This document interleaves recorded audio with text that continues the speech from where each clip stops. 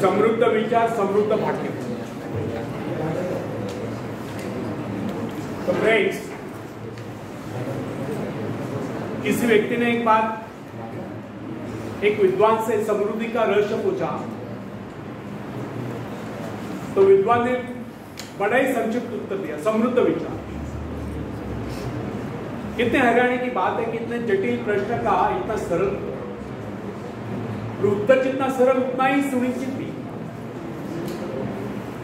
कितने सरल और सुंदर बात है कि जिस व्यक्ति के विचार समृद्ध हो गए उसके परिवार में ही समृद्धि हो। अब एक सवाल हमें यहाँ उठाते हैं, क्या आप अपने भाग्य को बदलना चाहते हैं? यदि हाँ, तो क्या सड़े गले और रूढ़िवादी विचारों के चलते आप अपने भाग्य को बदल सकते हैं?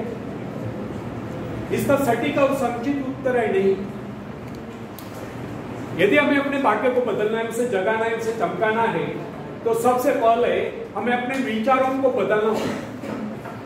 विचारों में जागृति लानी होगी, विचारों को रोशन करना होगा, तब कहीं इस प्रयास में हम सफलता प्राप्त कर सकते हैं। किसी भी आदर्श को क्रियात्मक रूप देने के लिए आवश्यक है कि आप उस आदर्श अथवा ध्येय को अपने व्यक्तित्व का हिस्सा बनाओ।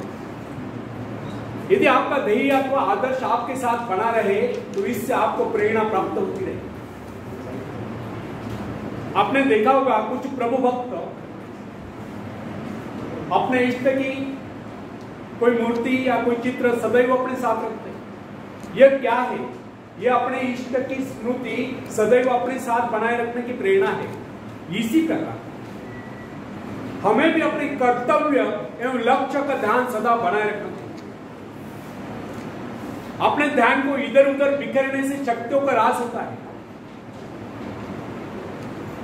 यदि आज से शीशे पर पड़ने वाली किरणें एक ही स्थान पर केंद्रित की जाए तो वे इतनी प्रभावशाली होती है कि उनसे आग पैदा हो सकती है,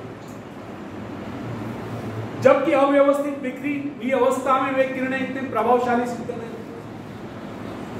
इसका भी यही कारण है कि जब वे किरणें एक ही स्थान पर होते हैं तो उनके संपूर्ण शक्ति का लक्ष्य एक केंद्र बिंदु होता है। लक्ष्य साधन के लिए एकाग्रता बहुत आवश्यक है। इधर उधर के अनावश्यक कार्य में लगकर व्यक्ति अपनी क्षमताओं को नष्ट कर देता है। यदि व्यक्ति का आदर्श स्पष्ट रूप से उसके सामने बना रहे तो इससे उसे प्रेरणा प्राप्त होती है। इसलिए समृद्ध बनने के लिए आवश्यक है कि हमारे मन में निरंतर समृद्ध बनने के विचार बने रहे। यह विचार हमें अपने आदर्श की ओर बढ़ने के लिए प्रेरित करते रहेंगे और हम सजग एवं जागरूक रहकर अपने आदर्श एवं लक्ष्य प्राप्ति के लिए प्रयत्नशील रहेंगे। सजग रहने से व्यक्ति कभी अवसर नहीं चुकता है। जिस कार्य की सदैव याद बनी रहती है, स्मृति बनी रहती है, जिसके विषय में व्यक्ति सोचता ही रहता है, उसको लेकर नए नए रास्ते में उसके सामने आते रहते हैं। फ्रेंड्स, यह सृष्टि बड़ी विशाल और अनंत है। प्रकृति के भंडार असीमित है, उनकी कोई तुलना नहीं। और प्रकृति का निसर्ग का ऐसा भी कोई नियम नहीं कि उसके इस भंडार पर किसी एक का अधिकार, उस पर सबका समान अधिकार है। मगर उस खजाने को पाने के दावेदार सभी नहीं। उसे पाने के दावेदार वे लोग हैं जो उत्साही है, जिनमें हिम्मत है, हौसला है, जो आत्मविश्वास है, जिनमें कुछ नया करने की क्षमता है। अकर्मण्य, निरीह, मूढ़, डरपोक या आलसी लोगों को न तो उसे पाने का अधिकार है, ना ही वे उसे पा सकते हैं। यह तो उसे मिलेगी जिसने अपने भीतर शक्ति को जान लिया। फ्रेंड्स, यदि आप इस सृष्टि का अध्ययन करेंगे तो आपको पता चलेगा कि यह सृष्टि शक्ति के सूक्ष्म सूत्रों में बंधी हुई। इस प्रकार धीरे धीरे आप अपने हृदय की महान शक्ति की उपस्थिति को समझने लगेंगे। अभाव आपको कभी हताश न कर सकेंगे। वे आपको अपने अंधकारपूर्ण जाल में फंसाने में समर्थ नहीं। हमारी संस्कृति का संदेश भी यही है कि आप अपनी व्यक्तिगत चेतना को जितना विस्तृत करेंगे, अपने आप में महान स्फूर्ति का अनुभव करते जाएंगे। पर ब्रह्म के साथ तादात्म्य स्थापित करने वाली यह स्फूर्तिदायक चेतना ही वास्तव में सुख है। और इस चेतना के क्षीण होने का नाम ही दुख है। यदि सुख सृष्टि से एकाकार रूप होने से उत्पन्न होता है तो दुख सृष्टि से विच्छिन्न एवं विलग होने से उत्पन्न होता है। फ्रेंड्स, जो व्यक्ति अपने आप को सृष्टि की इस विशाल चेतना का अंश मानकर नहीं चलता, उसे ऐसा प्रतीत होता है कि वो संसार में अकेला, अनंत अस्तित्वपूर्ण समुद्र में भटकती हुई एक इकाई। अकेलेपन का यह विचार व्यक्ति को असहाय और बेसहारा बना देता है। वो अपने अस्तित्व को क्षुद्र समझ लेता है, वो अपने आप को नितांत असहाय अनुभव करता है। इस प्रकार की परिस्थिति में ही दुख का जन्म होता है।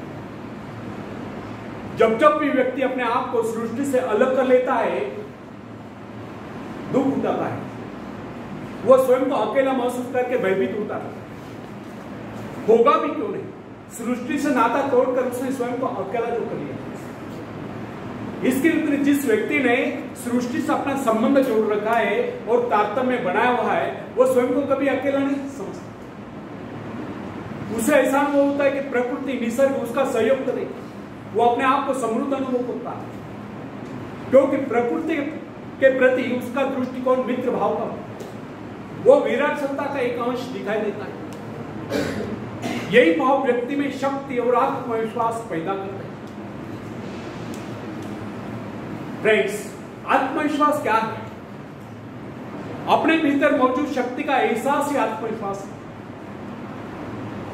जो व्यक्ति अपने आप को सृष्टि से अलग कर लेता है, वो आत्मविश्वास से हीन होता है। उसे प्रकृति के प्रति कभी स्नेह भाव नहीं होता है। वो प्राकृतिक प्रक्रिया को अपरिचित और अपने प्रति षड्यंत्र मानता है। ऐसी स्थिति में प्रकृति के अनंत धन स्रोत, अनुपम सौंदर्य एवं समाप्त न होने वाले खजाने उसके लिए नहीं रह जाते। जिसे स्वयं पर विश्वास नहीं होता, वह किसी पर भी विश्वास नहीं करता। वह हर प्राणी को, हर वस्तु को संदिग्ध नजरों से देखता है। उसे ऐसा लगता है कि सब उसके दुश्मन है, सब उसका अहित चाहते हैं। अब आप ही बताइए कि ऐसा व्यक्ति अपने आप को समृद्ध कैसे अनुभव कर सकता है, जिसका अकेलापन और अविश्वास उसमें हीन भावनाएं पैदा कर देती है। ऐसा व्यक्ति कभी भी अपने भाग्य का निर्माण नहीं कर सकता। फ्रेंड्स, प्राय लोग ऐसे कहते सुने जाते हैं कि संसार की रचना इस प्रकार हुई, यहाँ केवल कुछ लोग ही धनी और समृद्ध रह सकते हैं। शेष लोगों को अनिवार्य रूप से साधनहीन, निर्धन, दूसरों का मोहताज रहना होता। उनके विचारों में सृष्टि में सुख समृद्धि के साधन सीमित होने के कारण सभी लोग समृद्ध नहीं रह सकते। उनका यह विचार है कि यह संसार एक प्रतिद्वंदिता है, स्पर्धा है, और जो उसमें सफल हो जाता है वही सुखों का उपभोग कर सकता है। शेष लोगों के भाग में दुख और कष्ट लिखे। परंतु हमारा यह कहना है कि इन लोगों के ऐसे विचार अनुभवहीनता और अज्ञानता के कारण है। प्रकृति ने तो अपने भंडार सभी के लिए खोल रखे हैं। आप ऐसा क्यों सोचते कि आप भाग्यहीन रहो?